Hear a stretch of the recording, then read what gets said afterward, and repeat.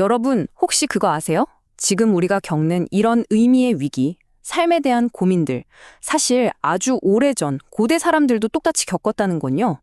모든 게 명확하고 단순했던 세상이 어떻게 흔들리기 시작했고, 또 그 균열 속에서 어떤 놀라운 해답들이 피어났는지, 지금부터 그 흥미진진한 여정을 함께 따라가 보시죠. 자, 옛날 고대 이스라엘에서는요, 지혜를 얻는 아주 간단하고 확실한 공식이 있었습니다. 바로 이거예요. 하나님을 두려워하고 존경하는 마음, 즉, 경외하는 것이 지혜의 시작이다. 어때요? 아주 명확하고 또 희망에 차지 않나요? 이게 바로 삶의 기본 공식이었던 겁니다. 그런데 말이죠, 이야기는 여기서부터 완전히 달라집니다. 만약에 이 간단하고 완벽해 보이는 공식이 현실에서는 통하지 않는다면 어떡하죠? 이게 아닌데? 싶은 순간이 온다면요. 바로 이 지점에서 오늘 이야기가 정말 흥미로워집니다. 자, 그럼 첫 번째 파트부터 시작해 볼게요. 최초의 지혜 공식, 질서의 세계입니다. 이 당시 그러니까 잠언 같은 초기 지혜 문학을 보면요. 세상을 굉장히 질서정연한 곳으로 봤어요.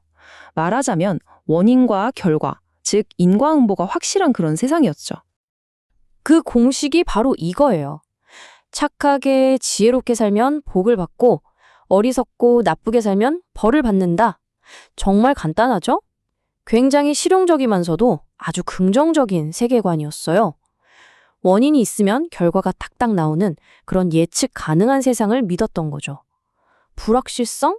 그런 게 끼어들 틈이 거의 없었습니다. 자, 그럼 두 번째 파트입니다. 위대한 지혜의 위기, 공식이 무너질 때. 네, 예상하셨겠지만 이 단단했던 세계관이 현실의 벽 앞에서 와르르 무너지는 순간이 찾아옵니다. 그 시작은 바로 욥의 고통스러운 절규에서 터져 나옵니다. 아니, 왜 악한 사람들은 잘만 살고 떵떵거리면서 오래오래 사는데? 이 질문 정말 아프지 않나요? 이건 기존의 그 지혜 공식을 그냥 정면으로 박살내버리는 질문이었어요. 시스템 전체를 뒤흔들어버린 거죠. 그리고 욥의 질문에 이어서 이번엔 전도서에 아주 시니컬한 목소리가 들려와요. 헛되고 헛되다, 다 헛되다. 이 사람은 한술 더 뜹니다. 그래, 성공했다고 치자. 그래서 뭐? 이 삶에 도대체 무슨 의미가 있는데? 라고 묻는 거죠. 욥이 정의의 문제로 씨름했다면 전도서는 그냥 삶 자체의 의미를 의심하기 시작한 겁니다. 자, 이 표를 한번 보세요. 당시의 이 지적인 전쟁이 한눈에 보이죠? 왼쪽이 기존의 잠언 관점이에요. 세상은 예측 가능하고 도덕적이야 라고 믿는 거죠. 그런데 오른쪽, 욥과 전도서가 던지는 질문은 완전히 달라요. 세상은 그냥 되는 대로 굴러가는 것 같고 불공평해 라고 외치는 겁니다. 의롭게 살아도 고통받을 수 있고 지혜를 얻는다고 답이 나오는 것도 아니라는 거죠.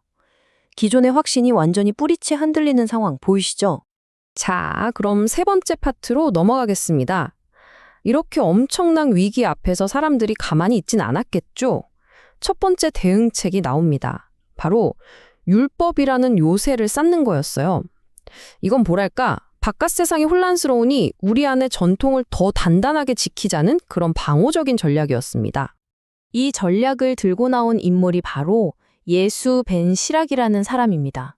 기원전 2세기쯤에 예루살렘에서 활동하던 선생님이었어요. 이분의 생각은 아주 명확했습니다. 세상이 흔들릴수록 우리는 더더욱 기본, 바로 우리 전통으로 돌아가야 한다는 거였죠. 근데 벤 시락의 아이디어가 정말 기가 막혔어요. 그냥 전통을 지키자가 아니었어요. 보세요. 첫째, 겸손이나 인내 같은 누가 봐도 좋은 보편적인 지혜가 있죠. 이걸 둘째, 유대인들의 정체성 그 자체인 모세의 율법, 즉 토라랑 완전히 하나로 묶어버린 겁니다. 여기서 토라는 그냥 법전이 아니에요. 그들의 삶의 방식이자 모든 것이었거든요. 그래서 나온 공식이 바로 이겁니다. 지혜가 곧 토라다. 이제 지혜롭다는 건 그냥 똑똑하거나 세상 물정에 밝다는 뜻이 아니게 된 거예요. 그게 아니라 하나님의 율법을 지키며 충실하게 사는 것, 그 구체적인 신앙 행위 자체가 바로 지혜가 되어버린 거죠. 대단한 전환이죠. 자, 네 번째 파트입니다. 그런데 모두가 이렇게 안으로만 파고들었던 건 아니에요. 정반대의 길을 간 사람들도 있었습니다. 바로 영원으로 향하는 다리를 놓으려고 했던 사람들이죠. 이건 바깥의 새로운 생각들을 적극적으로 받아들여서 해답을 찾으려는 아주 개방적인 전략이었어요. 이 두 번째 해답은 지혜서라는 책에 담겨 있는데요. 저자가 누군지는 정확히 모르지만 이집트의 알렉산드리아에 살던 유대인 지식인으로 보고 있어요. 여러분, 알렉산드리아는 예루살렘이랑은 분위기가 완전히 다른 곳이었어요. 온갖 문화와 철학, 특히 그리스 철학, 즉 헬레니즘이 막 뒤섞여 끌어오르던 그런 국제적인 대도시였죠. 자, 바로 이 지점에서 엄청난 변화가 일어납니다. 이 표를 한번 보세요. 왼쪽이 전통적인 히브리 사람들의 생각이에요. 사람이 죽으면 스올이라는 그냥 그림자 같은 희미한 곳으로 간다고 봤어요. 좋고 나쁨도 없죠. 그런데 오른쪽, 새로운 관점이 등장합니다. 바로 불멸이라는 개념이에요. 이건 그리스 철학의 영향인데 의로운 사람은 죽어서 제대로 보상을 받는다는 생각이죠. 세상의 불공평함에 대한 정말 혁명적인 대답 아니었을까요? 그러니까 이 불멸의 영혼이라는 아이디어, 이게 바로 새로운 무기였던 셈입니다. 원래 그리스 철학에서 온 건데요. 우리 몸은 죽어도 영혼은 영원히 남아서 상이나 벌을 받는다는 개념이죠. 이게 왜 중요하냐면요. 바로 욥이 던졌던 그 고통스러운 질문, 왜 착한 내가 이 땅에서 고생해야 합니까? 에 대한 완벽한 대답이 되어졌기 때문이에요.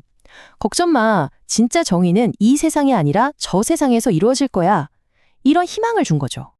자, 이제 이야기를 마무리할 시간입니다. 마지막 파트, 흐르는 지혜의 강입니다. 오늘 우리가 쭉 살펴봤듯이 지혜라는 건 어떤 정답이 딱 정해져 있는 목적지가 아니었어요. 오히려 끊임없이 흐르고 질문하고 또 답을 찾아가는 여정, 거대한 대화와도 같았죠. 이 타임라인을 보시면 그 흐름이 한눈에 보일 겁니다. 처음엔 잠언이 지혜 공식이라는 단단한 댐을 세웠죠. 그런데 기원전 5세기쯤 욥과 전도서가 나타나서 그 댐에 균열을 내기 시작합니다. 이거 맞아? 하고요. 그러자 기원전 180년경 집회서가 율법이라는 재료로 그 댐을 보수하려고 했고 또 1세기쯤엔 지혜서가 불멸이라는 새로운 물기를 터서 응답한 겁니다. 수백 년에 걸친 지적인 드라마죠. 그러니까요, 우리가 꼭 기억해야 할 건 이겁니다. 성경에 나오는 이 지혜서들은 그냥 한 사람이 쓴 조용한 독백이 아니라는 거예요. 이건 수백 년에 걸쳐서 서로 질문하고 반박하고 또 새로운 답을 찾아 나선 아주 치열한 논쟁의 기록입니다. 결국 이 거대한 논쟁을 거치면서 지혜라는 강의 두 개의 아주 큰 물줄기가 새로 생겨난 셈이에요. 하나는 율법주의라는 흐름, 전통 안에서 답을 찾으려 했던 집회서의 길이죠. 또 다른 하나는 헬레니즘이라는 흐름, 외부의 철학을 끌어와서 신앙을 설명하려 했던 지혜서의 길이고요. 그리고 이 두 물줄기는요, 그 이후 수천 년 동안의 종교 사상 전체에 어마어마한 영향을 미치게 됩니다. 자, 이 고대의 논쟁이 오늘 우리에게 이런 질문을 던지는 것 같아요. 지혜가 정말 지금도 흐르는 강물이라면 지금 이 시대의 우리는 어떤 위기 앞에서 또 어떤 새로운 물줄기를 만들어내고 있을까요?